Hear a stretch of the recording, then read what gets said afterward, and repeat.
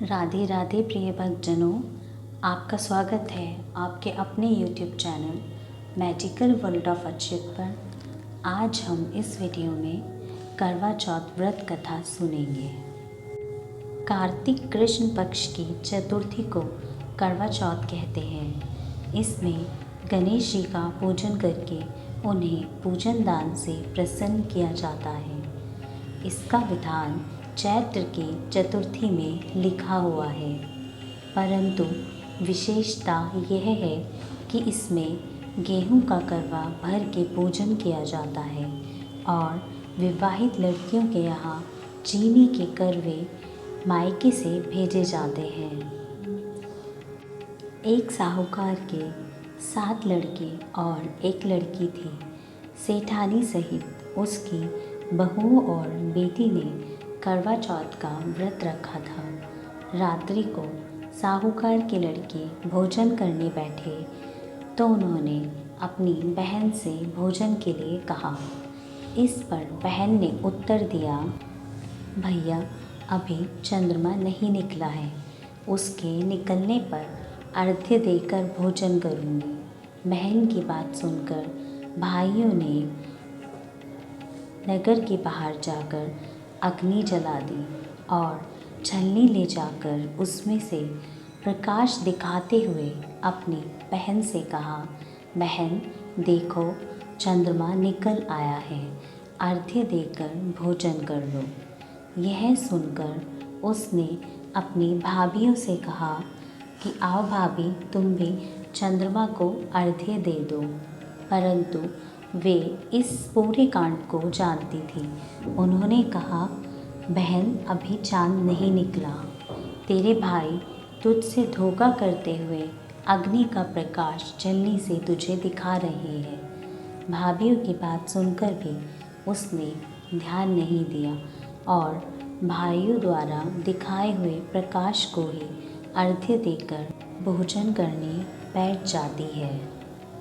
जब वह पहला टुकड़ा मुंह में डालती है तो उसे छींक आ जाती है और जब दूसरा टुकड़ा खाने जाती है तो टुकड़े में बाल निकल आता है और जैसे ही वह तीसरा टुकड़ा खा रही होती है तभी उसके पति की मृत्यु का समाचार उसे मिल जाता है और वह बौखला जाती है।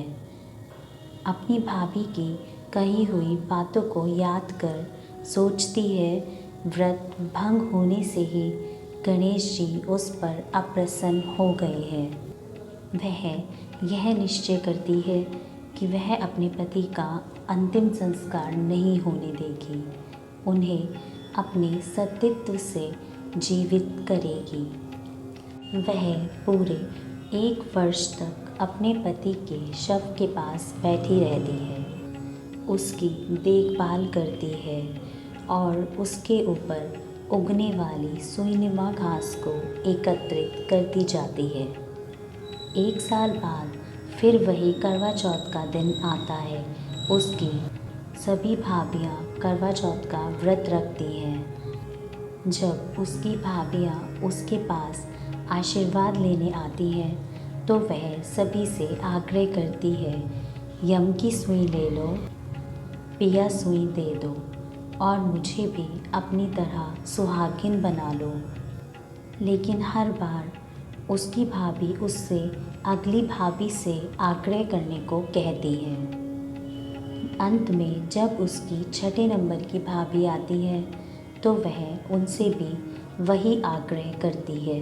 यह भाभी उसे बताती है कि तुम्हारा व्रत सबसे छोटे भाई की वजह से टूटा था, इसीलिए जब उसकी पत्नी आए तो उसे पकड़ लेना। उसकी पत्नी में ही शक्ति है, वही तुम्हारे पति को पुनर्जीवित कर सकती है। जब तक वह तुम्हारे पति को जीवित न कर दे उसे पकड़ के रखना, छोड़ना मत। ऐसा कहकर वह वापस चली जाती है।